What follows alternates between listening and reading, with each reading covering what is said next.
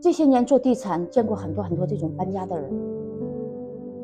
我以为大家换的是房子，其实不只换的是房子，他真正换的是什么？是换他们的这种生活方式。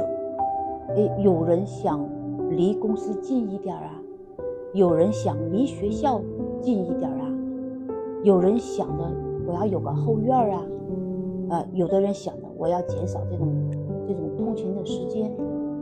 那房子它只是一个载体，背后转换的改变的其实是每天的这种生活节奏。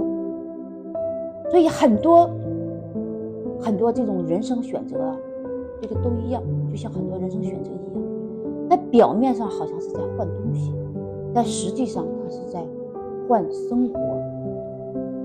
表面是在换老公，他也是在换生活。